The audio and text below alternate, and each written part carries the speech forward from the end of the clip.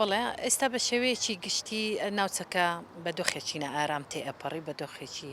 ئالۆزی سیاسی تێئەپەڕی کە ئەتوانین بڵین نەک هەر بۆ ژن دڵنیایینی ڕەنگە بۆ پیاوانیش نەبێ بەڵام زیاتر چونکە لەبەرەوەی تا ئێستای نەمانتوانیوە لەو کللتور و عقلیەتە بچینە دەرەوە کە پێمان وایە ژنان هێمایەکن بۆ مەسلەی شەرەف و وەژنان هەمیشە ئەبنە قوربانی دەستی جەنگەکان بۆیە من پێم وایە لەو ڕوانگۆ زیاتر فۆکسەخرێتە سەر ئەوەی کە ژنێک ئەگەر لە ڕووی سیاسیەوە بە دیارکەوی ژنێک ئەگەر دەنگ هەڵبڕی ژنێک ئەگەر ببێتە فیگەر بەو پێی کە فۆکسی زۆر ئەخرێتە سەری کە ئەبێتە فیگەرێکی گەورە زیاتر هەوڵی تیرۆرکردنی ژنەکە بدەن لە بەرەوەی بە شێوەیەکی گشتی دەنگی ژن بەرز نەبێتەوە بۆیە من پێم وایە لەو تێڕان لەو عقلیەتەوە لەو کللتورە ئەوە هەڵهێنجراوە و ئەگەر لە چوارچێوەیەکی یان لە تابلوویەکی گەورەتریش سەیریکەین لەبەرەوەی ئێستا بە دۆخێکی زۆر نەئارامە تێئەپەڕین ئێستا ناوچەکە بوویتە ناوچەیەکی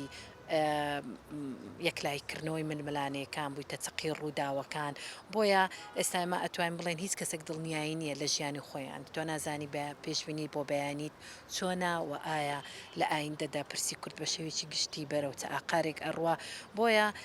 ئەوەی ئێستا کە گوزەرێ بۆ نەکەر لە باشوور ئێرەکە ئێستا ئەم پنتە بووە کە ئێمە هەمیشە شانازیمان بۆ کردووە کە پارێزراوین کە دڵنیایی هەیە کە ئارامی تێدا بەرقەرارە کە سەقامگیریەکی سیاسی کۆمەڵایەتی و ئابووری هەموو ئەوانە ئەمانە ئێستا هەموو کەوتونەتە ژێر پرسیارەوە بۆیە هیچ دڵنیایەک نییە بەیانی ئەم ڕووداوانە بەرەو کوێمانە بە ئێمە ڕۆژانە ئەبینین درۆنەکان بردومانی شارەکانەکەن و بەبێ جیاوازی ئەمە باشووری کوردستان ئەمە ڕۆژهەڵاتە لە هەموو شوێنێک کێشە بۆ کورد دروستە کرێ و لە هەموو شوێنێک کورد فۆکسی خرایتە سەر هەر ڕۆژێک بە بیانووی ئەمە پەکەکەی لێ ئەمە مۆسادی لێ ئەمە دیموکراتی لێ ئەمانە هەر هەمووی بەڕاستی کێشەی زۆر زۆر گەورن کە بە بەردەوامی بۆ گەلی کورد دروستە بێ لەبەرەوەی ئێمە بۆشایەکی سیاسیمان هەیە وە پەرتەوازەین و ئێمە نەمانتوانینەوە تا ئێستا وەکو خاکسەروەری خاک خۆمان بپارێزین ڕاستە حکوومەتی هەرێمی کوردستان هەیە و ئێمە لە ڕووی دەستوریەوە سەر بە حکوومەتی فیدرالین و مەفروض وایە حکوومەتی ناوەندی حکوومەتی عێراق سەروەری هەموو خاچی خۆی بپارێزی و لە نێویشیدا کە ئێمە لە چوارچەوەی دەستورە حکوومەتی هەرێمی کوردستانمان هەیە و ئەبێت ئەرچی سەرشانی حکوومەتە کە سنوورەکانی پارێزراو بێ کە نەهێڵێت ئاسمانی پێشێل بکرێن نەهێڵێ سەروەریەکانی پێشێل بکرێت بەڵام بە بەردەوامی ئەم دۆخە ناسەقامگیرەی سیاسە و ئەم پەرتەوازەیە لایەنە سیاسەکان کە ئێستا هەیە وای کردووە ئێمە بە بەردەوامی بکەینە بەر لێشاوی پەلامار و هێرش و سنوورەکانمان بە بەردەوامی پلاماریان ئەکرێت سەر ئێستا کە ئێمە قسە ئەکەین ڕۆژانە گوندەکانمان بردومانەکرێ ڕۆژانە گوندەکانمان چۆڵ ئەکرێ بەداخەوە ئەو ینی ئەم بەردەوام بوونیان دووبارە بوونەوەی هەموو هێرشەنە تەنانەت ئێستا ئەمەشی تێپەڕان کە تەنیا سنوورەکان و گوندەکان لە شارەکان بردومان ئەکرێ ئێستا لەناو پایتەختە خەڵک ئەکوژرێ ینی لە ڕۆژانە وەکو خۆت ئاماژەت پێکرد خەڵک تیرۆرەکرێ بە بیانووی جیاجیامە بچەر بەلایەنێکی سیاسی ئامە لەگەڵ بیری سیاسی من نایەتەوە ئەمانە هەر هەمووی جێگی پرسیارە بۆ هاوڵاتی ئێمە کوردیش ڕاستە من وەکو لە قسەکانی پێشووتری شتمتم باشووری کوردستان مەفروض بۆ ئەو جێکە ئارامەبی کە جێکی هەمووانی تێدا ببێتەوە کە هەموو کورد کە بێتە ئێرە هەست بە دڵنیایی بکاتن وەکاری سیاسی خۆی بکوە ژیانێکی ئاسایی بکە کە ئێستا لێرەش دڵنیایی نییە من ئەگەڕێنەوە بە شێوەیەکی گشتی بۆ ئەو پەرتەوازی کە ئێستا ئێمە تێدا ئەژین بەداخەوە ئەمە هەر خۆمان ئێستا لە قەیرانی ئەوەی ینی لە قەیرانی ژنی بەهشداین ینی تێگەی لەمانی ئەبێ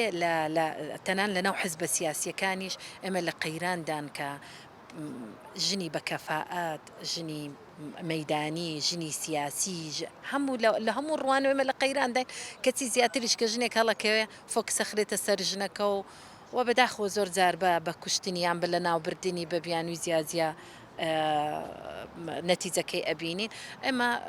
بکو ژن من لە ناخی دڵمەوە پێم ناخۆشە کە ژنەکەوێتە ئەو بارودۆخە سەختانەوە و لە ناخی دڵمەوە هەست بۆ ئازارە ئەەکەم کە بۆچی ژن بکرێتە ئامانج بۆچی ژنێک نەتوانێت وەکو پیاوێک سیاست بک بۆچی ژنێک نەتوانێت بیر و ڕای خۆی دەربڕێ بۆچی ژنێک نەتوانێت چاڵاکی سیاسی هەبێ ئەنی ئەوانە هەمووی نەک هەر پرسیارە بۆ هەموو هەر پرسیارە بۆ گشت مرۆڤایەتی بۆ جیهانیانی بۆچی ژن کە لە کاتێکدا ژن ئەتوانێ چەکدار بێ ژن ئەتوانێ بەرگری بکە ژن ئەتوانێ هەموو ئەو پۆستە گرنگانەوە و هەموو ئەو چاڵاکیانە بکە کە پیاوێک ئەتوان بکە ژنێک ئەتوانی بکە بەڵام من هەمیشە ئەڵێ مەگەڕێنەوە بۆ ئەو کولتور و عقلیەتە کە پێی وایە ژن ئەبێ سەرکوت ئەکیت زۆر کاریگەری هەیە هەر ئەو ترسەشە وای لێ کردووە کە ئەو ژنانەی کە دەنگ هەڵەبڕن یان ئەو ژنانەی کە دێنە بواری سیاسەتەوە شوێن ئەگرنەوە بە تایبەتی ئەمە بینین لەناو پارتەکانی باکووری کوردستان ڕۆژ ئاوا زیاتر ژنان ئەکرێنە ئامانج من پێم وایە ژن لە سیاسەتا زۆر ورداوە ژن ئەتوانی دەنگی ژنە کاریگەرترا لە هەم لە محالفی نێودەوڵەتی هەم کاریگەری بەسەر مجتەمەعاکە مجتەمەع هەر خۆی بەخۆی و تێکی باهەیە لەگەڵ ژن ئازاد بێ کۆمەڵگە ئازادە کەواتە هەر کاتێک تۆ ژنێکی ئازادت هەبوو دەنگێکی ئازادت هەبوو کاریگەری زیاترە بۆیە ئەو ترسە لە پشت ئەوەوە هاتووە کە ئەگەر ژنان ئازاد بن ژنان سیاست بکەن ژنان گوێیان لێبگیرێ